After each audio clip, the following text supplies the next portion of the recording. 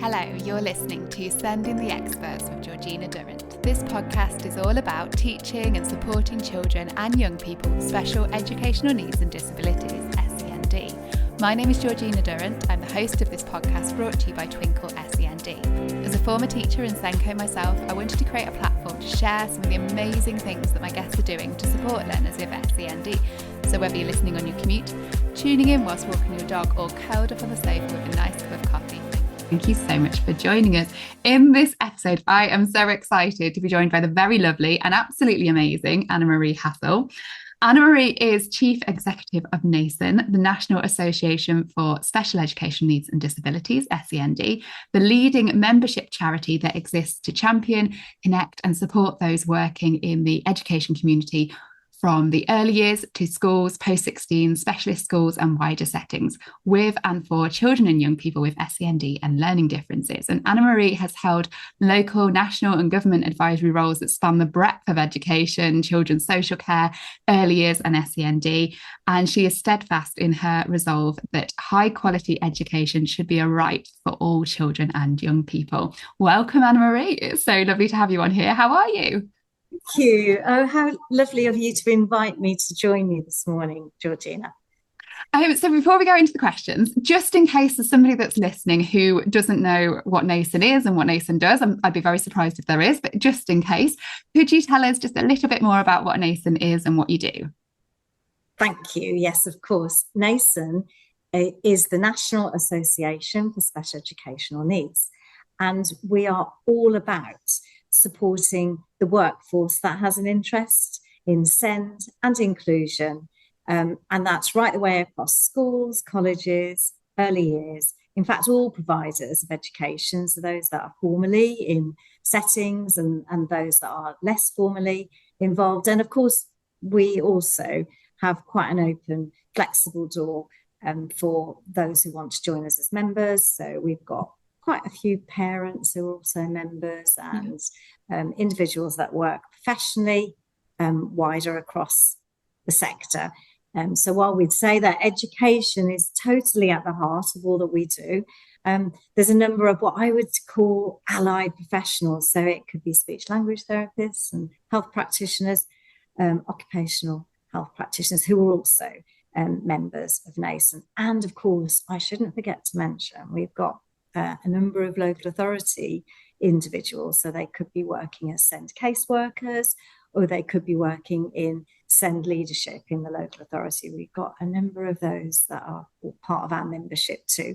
And we really think of everybody that signs up to being part of our nasen community as part of a big interest group. And we look to make sure that training, resources, information, just a perspective on policy that we provide takes account of those varying membership cohorts, and it's free to join. So we don't leave anybody out for sure. Wonderful. And so you're the CEO. Can you tell us about your journey of how you become the CEO of nasen, and where did your passion come from, and your passion for young people, for supporting children and young people with SEND? Where did that come from? Why are you the CEO? Well, first of all, the big driver has to be the opportunity to work for an organisation such as nasen. That neutrality, that stepping outside, just any particular boundaries. We're a charity, we're not for profit, and the absolute standing of nasen and really working hard to do all that's important to improve outcomes for children, young people, our learners. That's the initial driver for me in wanting to be part of an organisation like that. It's big enough to make a difference. It's small enough to really care about each and every individual. Oh, I love that. That should be your slogan. Well, but that's the truth of it. And I came to nasen as CEO 3 years ago. Just actually had a quite what almost felt like a life-changing or sort of corner-turning eye operation, where I was on the cusp of losing vision or not, and it was quite a risky procedure. And in the time that I had to spend lying face down and not being able to stand up or lift anything, and just that recovery period, did quite a bit of thinking and listening to podcasts. And I just took stock and thought, well, where are you in your career? What is it that I haven't done? What do I think I should be doing? And there's always been a real drive. Worked public sector has been part of my career all the way through.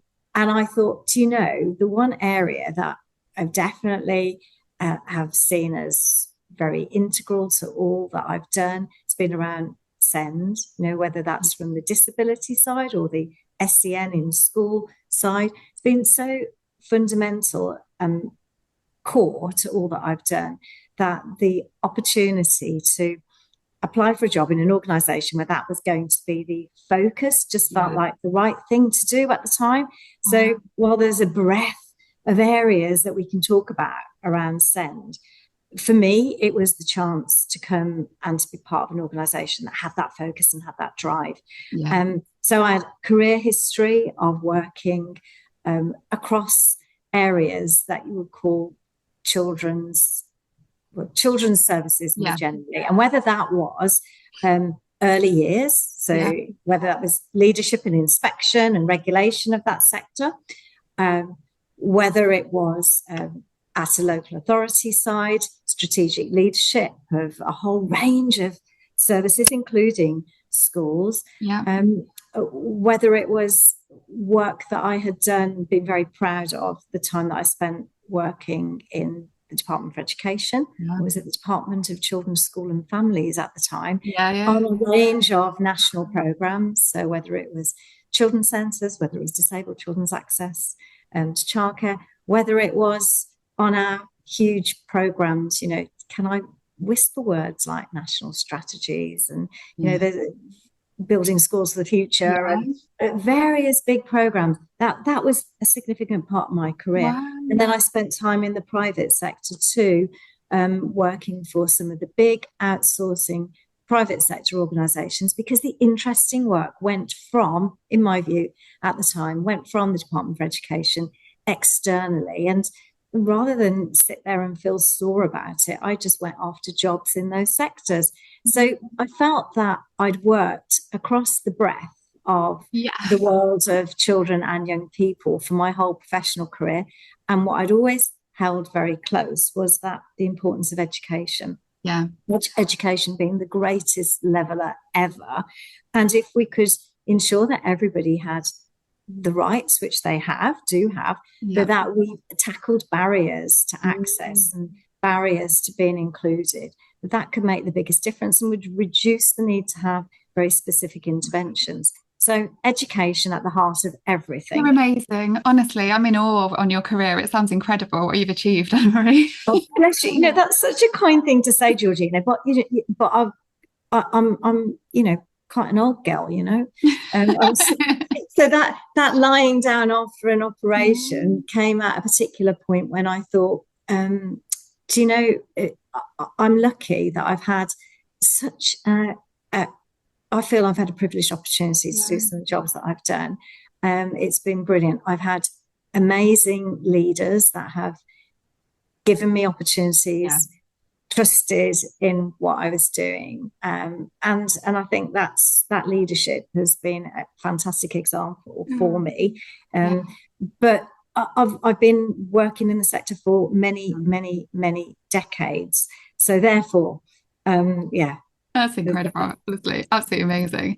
And nasen do some incredible things. They do some really lovely things. And one of the things that at Twinkl we love that you do is the nasen sort of assured check that you do. So our symbols resources, which are, for anyone listening who doesn't know, I will put a link below, but they are symbolized resources. There's an app, there's a web tool, there's resources on site that support sort of access and communication for children. And nasen assured it last year. We now can say that our symbols resources are nasen assured, which we keep shouting about everywhere. And it means a huge amount to us at Twinkl.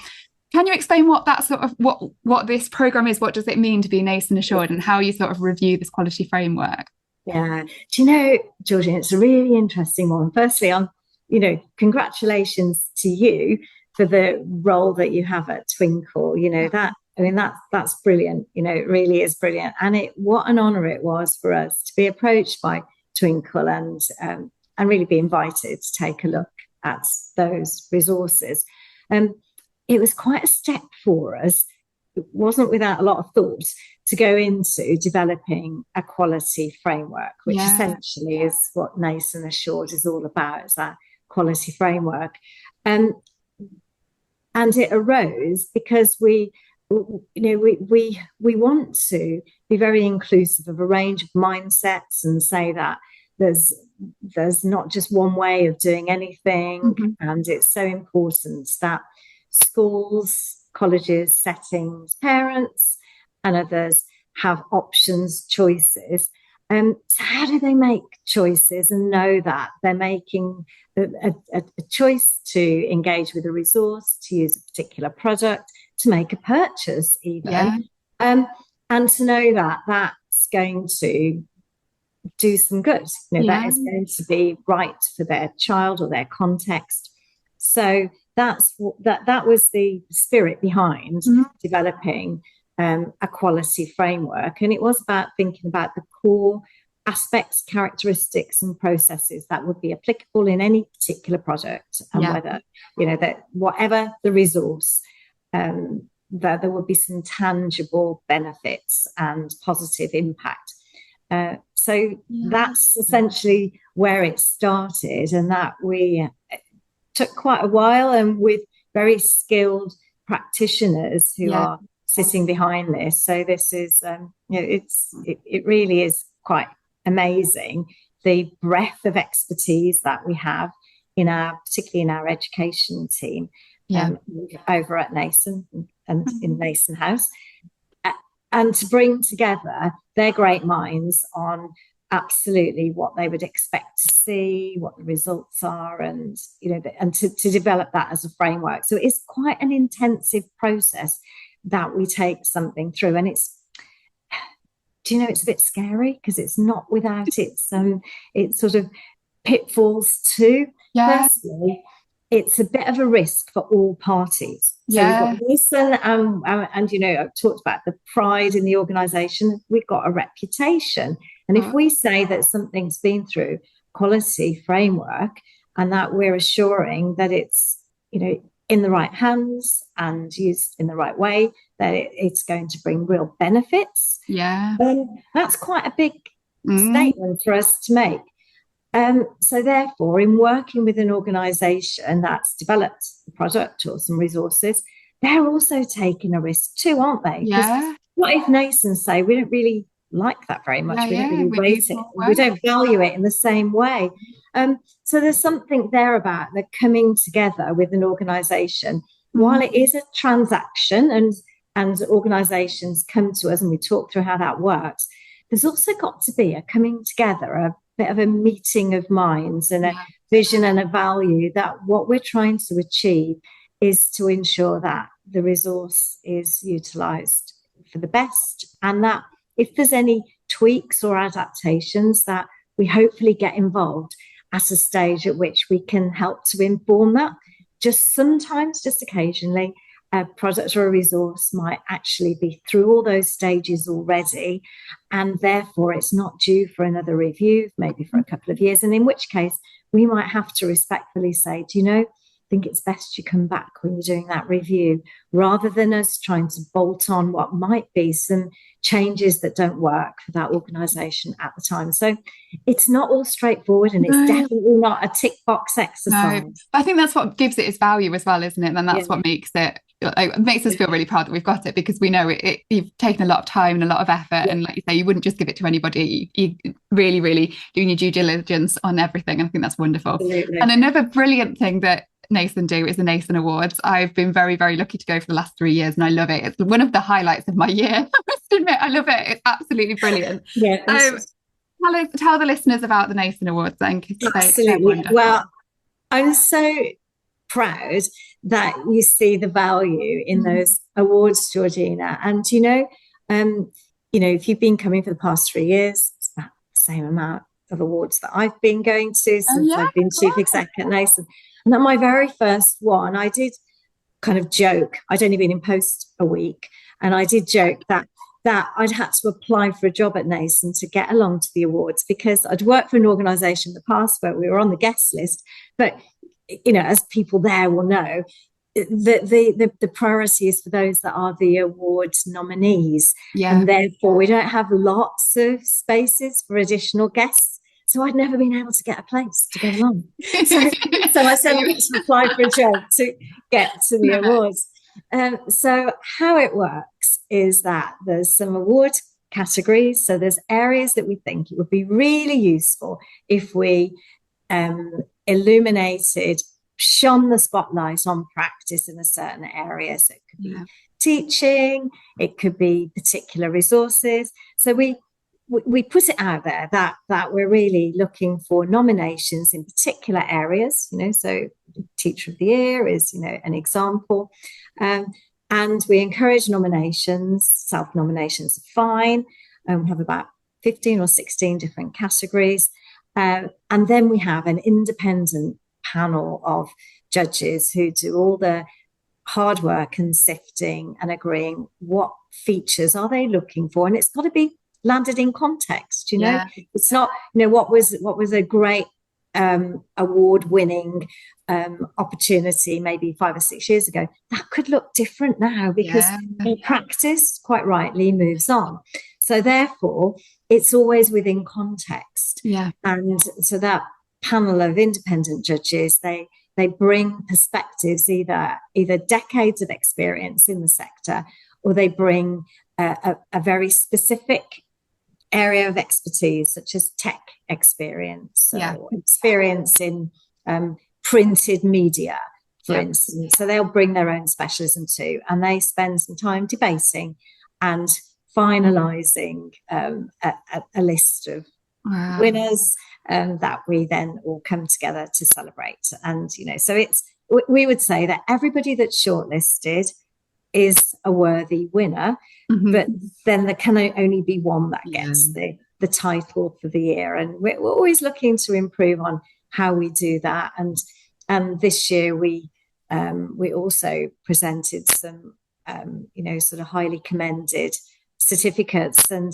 there were some areas where it genuinely is tough every year to be able to determine who stands out for whatever reason. And usually it's because they've really made an evidenced impact on others, and the evidence, the demonstrable results of what they've done is usually something that plays a key part of making the decision on those nominations. So happens once a year, and then it's really brilliant. Afterwards, we can share stories about their practice and hope that it inspires others to, sometimes their practice can be replicated, and they're more than happy to share that with others. One of the requirements of being a winner, that you're willing to share. But secondly, it really is so uplifting that at a time when we focus sometimes on the things that we are, without, such as sometimes it's resourcing, sometimes it's just time, it gives everybody a real boost. It does. To be able to celebrate. And it's a way that we try to give back to the sector by doing that. And I should mention that we couldn't possibly do it without some of the fantastic sponsors who come along and sponsor an award, and that they make that happen. They put in a financial contribution which goes towards, we have some lovely takeaway awards, everything has a bit of a cost. So the fact that we get the contributions that make a difference there and help us to put on some good entertainment during the evening. Always brilliant, yes. Pay for a standout compare. So all of that, brings the cost, and it's brilliant when we get some sponsorship to help us out with that. Yeah, no, and it is absolutely brilliant. It really is. And you also run a really successful conference, which is called Nasen Live, which we are exhibiting at as Twinkl in July, which we're very excited about as well. Can you tell us a little bit about Nasen Live then? Yeah, so Nasen Live I would describe it as our flagship annual event. Yeah. We try to have it around the same time, in July. It's usually the first Friday in July each year. There's And this year it's taking place at the Box in Birmingham, which is sort of part of the NEC Resorts World complex. It's quite a nice venue. It very much is all about sharing practice, making sure that we bring exhibitors there that can bring what's coming up in resourcing. Yeah. So it is the current and the future at times, and there's usually the possibility to really engage with some quality products in our exhibition space. And then we have multi-channels of seminars, and they're running at the same time. So there's so much to choose from, whether anybody is a leader of SEND on the SLT, whether they're a head school leader, MAT leader, whether they're a SENCO, whether they're an interested classroom teacher wanting to know more about specific areas of SEND, whether they're talking about curriculum, whether they're talking about the latest ideas and research. We want to really attract a very wide audience. So we cover all of those domains essentially. And this year, I'm really hoping that we'll do a bit more. We're really responding to some of the feedback from last year, where those attendees have said they'd like to know a little bit more about current research, what's happening. So we did have some fantastic research posters available, which were very much in the exhibition space. Go along and have a look at project ideas, what others have been doing. Maybe they were on a master's program, maybe they were on the NASENCO award, but where practitioners have been sharing some of the information, some of the projects they've been testing out in a classroom, or school, or a college base. So you could go and have a look at those posters and find out about it. But listening to the feedback, we know that practitioners want to hear more from researchers, and they want an opportunity to talk with people that have published academic research and to understand how that percolates through to their practice. So we're really hoping to be able to have some of the editors or some of the contributors along that have been involved with the nasen journals. So we've got Support for Learning, got the British Journal of Special Educational Needs, and we've got Jawson. And they have information in their research papers that are drawn not just from England and the rest of the UK, but also internationally. So that they're available online. But we're really hoping to be able to do more to showcase some of those publications. I really like that. That's brilliant. It'd be really good to show research. I really like the idea of that. So as the CEO of nasen, you also have a really significant role in sort of shaping the future of SEND education. And the SEND sector, we know, faces a lot of challenges at the moment. What do you see as the biggest problems at the moment? And if you could just solve them for us right now, what are the solutions, Annamarie? Yeah, so the challenges currently, so the top three for me would be, firstly, I would have to say it's about vision. As we've had various changes in organisation, we've had political leadership change. So the top priority really is securing what is the vision from our current government administration, because that then flows through with how the civil servants that we work with, shape some of the policies. And fundamental to all of that is engagement with the workforce, whether they're in schools, colleges, or wider sector, and parents, because we absolutely need parents to be confident about the quality of provision. So that strategic vision is critical.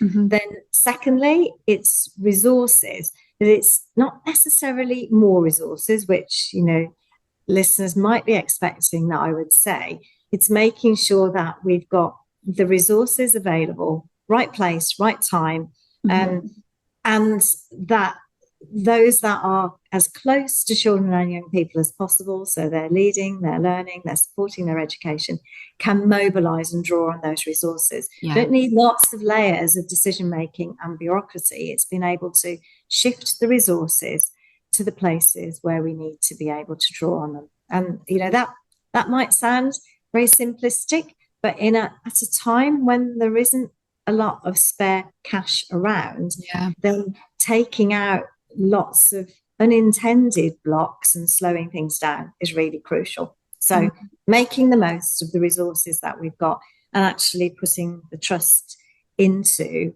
the people that we are actually trusting to lead education of all our children and young people to make the right decisions. So freeing up that resource and making it as close to the action as possible, I think would mean that it's possible to commission the support to draw in the resources that are needed for children and young people in their schools. And then thirdly, I really think it's critical that we see investments in our people, and that's whether they're in school, in college, in early years, in alternative provision, in a whole range of providers of post-16, and whether they're whatever sector they're in, whether they're in the maintained sector, whether they're in the independent sector, that we ought to be seeing them all as the workforce that we have to invest in continuously. So professional development doesn't stop at the point of gaining a qualification, that we have to recognise that professional development, continuous professional development, it's called CPD for that very reason. Exactly, it's and I make a really bold call that we should say that CPD, to build an understanding of SEND needs, should be mandatory. Absolutely compulsory for all of the workforce. We ask people to make sure that they've got their computer set up appropriately. We also ask, at those of our workforce that work in schools, we ask them to say that they've read Keeping Children Safe in Education every year and that they understand the changes and the requirements on them. We make safeguarding a compulsory ask. So I'm calling out for CPD, SEND needs, but it's all about achieving an equitable education for all, that SEND needs as compulsory CPD. That's what I think. So I focus more on what I think we need, rather than the challenges and the problems. Because one of the things that I'd really like us to stop saying is talking about the SEND system, because actually it's an education system and SEND needs are part of that. But if we think about a whole education approach, that's more about including, recognising that there are differences and supporting and celebrating the differences and being able to mobilise the support that's needed. It's about an education system, and SEND is part of that, rather than a SEND system. That's a very good point. If we're talking about wanting more inclusion, we should be including SEND within the education system and calling it an education system rather than a SEND one, because it's separate. That makes complete sense. Very good point. I love that. So you probably already answered this one, but your vision for the future of SEND then, what is your vision and what changes do you hope to see? Or do you feel like you've answered that one already? Well, the vision has to be that we have a system, an education system, a one education system for all, one that recognises difference, celebrates difference, but also enables our practitioners at whatever phase, wherever they are working, to be able to have some discretion and bring their own professionalism. So yes, we have, boundaries, standards, policies, requirements. We focus on the outcomes. We focus on really enabling all children and young people to have ambition and think about their skills development alongside their engagement with the curriculum academically. Really, really vital. But that it's one system for all. And then we've got the support and the adaptations that are needed that might come and go over somebody's school or education career. It's not that happens for all learners with SEND. And fundamentally, I'd absolutely love to ditch the SEND label. At the moment, it's a really important way of framing and advocating for needs to be met, I just like us to think about support ahead of labelling, essentially, and support should be built in. So it's almost designing that very inclusive environment for all. Yeah. It means tackling the environment very significantly, making sure that all our buildings are fit for purpose, and that we don't build a single school that doesn't have good attendance, to lighting, to the ability to manage excessive noise and so on, and as well as thinking about just the whole physical structure. So an inclusive building, and then that the culture, the overall culture and the spirit of being inclusive is something that's embraced. And every single practitioner, whether they're an early years practitioner, whether they come out of initial teacher education, whether they come to teaching through a postgraduate route, that they all walk through the door of whatever location they're working in, expecting differences to be there in their class. And therefore we carry that culture of, we assume and expect difference, and we strive to be inclusive. Rather than it being something at the moment, sometimes it feels like opting in and opting to be part of that movement. And I'd say, really want the next time you invite me to speak, to be able to say we've got even more members, because we've got all practitioners in the country who really want to sign up to knowing all that they can know about SEND and inclusion. Yeah. Oh, I love that. You're inspiring. I love listening to you talk. That was wonderful. So what motivates, you're so passionate and you can hear it in your voice when you're talking. What is the motivation? What motivates you personally in your work with children and young people with SEND? Are there any particular moments that stand out? I know you mentioned about your eye operation and that. Is there anything else that sort of stands out to you as a moment where you thought, this is why I want to be working with children and young people, and why I want to be supporting children with SEND? Where does this passion come from? Because our listeners listening to you will be able to hear it in your voice when you've just been talking about your vision for the future of SEND and future of the education system in general. You are so passionate. Where does it come from? It comes from, well, on any occasion at all, whether it's just out and about, meeting children, young people, meeting their parents, whether it's been in a school, in a college, in an early years setting. There isn't a day when I don't see something that stands out practice. That is actually quite often a small adjustment, a minor change that seems to be making a big difference for a child or a young person. I think there are a number of smallish changes that we could all adopt and make, and that could make a big difference. So I think that there's more that we can do. And then that we're making a difference for children and young people. So it is that the view that it is possible to make a difference. It's not all impossible. It's not all on the too hard to do pile. There are things that we can do. And examples such as, I've seen schools that have really thought about transition. One of the tricky areas, whether it's into reception from early years or into secondary from primary, and where they've taken what they do in year 7 and really tackled that transition from primary into secondary. And they've said, no, we're not having the children and young people, we're not having our pupils moving around school. We're going to create a very different space where teachers will move to them. They've reduced the number of teachers, different teachers that those classes are relating to. And they've seen significant changes in self-regulation, in attendance, in emotional well-being, and actually then significantly in results for children and young people. And one school, Margate, who introduced such practice, they actually proved the point by being the most improved school in the country with Progress 8 measures. So you change the way of doing. They were still working with, the curriculum. They were still working with all the measures that we say aren't necessarily sufficiently inclusive for pupils with SEND, but they made a big change for everybody that was doable. So it wasn't just for their SEND learners. This is the whole school approach. And they demonstrated that they could follow that through and it would make a difference to their performance, their results as a school. So when see examples like that, Yeah.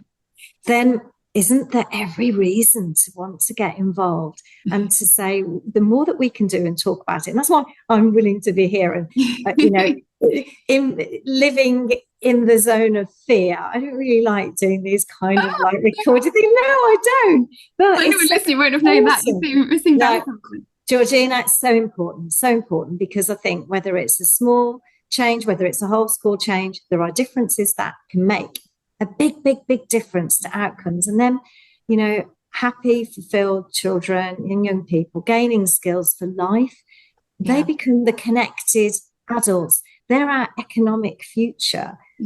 So that the children of today are the workforce of tomorrow and the people that give back and are shaping society. So investing in the children is everything, and making that difference and feeling that one can is absolutely vital. So that's why I'm here. That's where you hit. And I love that example about the sport. When I was a kid, when I went to secondary school, that was exactly what my secondary school was like, which was quite different to a lot of my friends' experiences at secondary school. Mine was, we had a base for us as we first moved up, and like you say, the teachers moved around, we didn't move around. And it made such a difference for just, I think the scariest thing for a lot of children, whether or not they've got SEND or not, going to secondary school is that bit where you've suddenly got to move around and you've got to learn your timetable and you've got to go around, teaching years. I remember a lot of them being incredibly worried about their timetable, getting lost, big school, lots of people moving around them and trying to get around the school, and just making, like you say, a reasonably small change. It's quite big, but reasonably a difference anyway,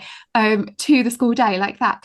The amount of children that will have made them that will have impacted on and made them feel a lot happier about going to school is phenomenal. I imagine it would made a huge impact. So I think shining a light, like you say, on things like that, and then other schools potentially adopting it, you're impacting on hundreds of thousands of children at the end of the day with just one simple change that you're highlighting. I love that.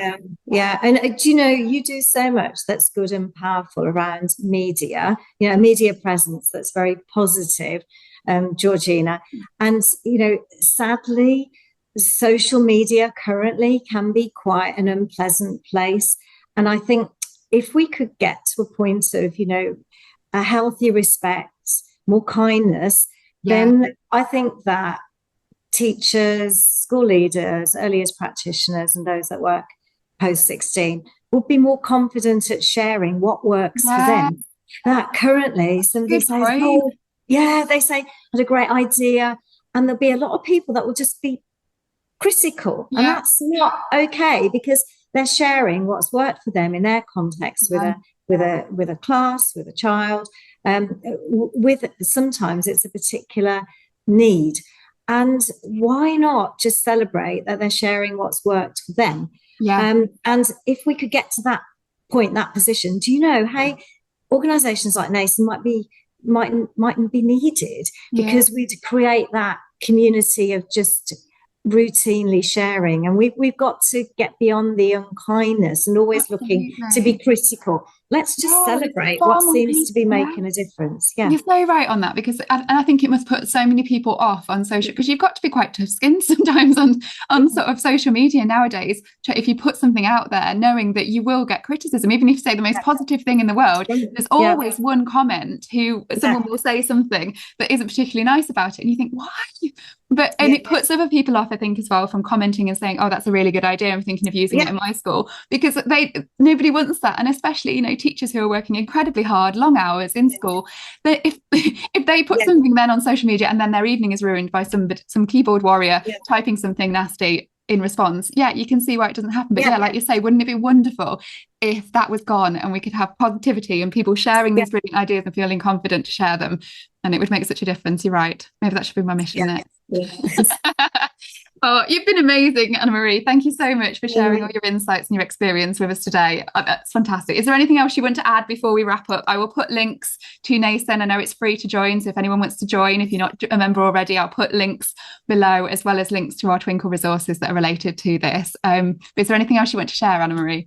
I just want to thank you hugely for inviting me along and for doing this. That your presence, very positive, in terms of your podcasts, and that's why you were once a Nasen Award winner. Fabulous. I like the little mention there. Thank you very much. Thank you. 2023 award winner there. Fabulous. Thank you so much.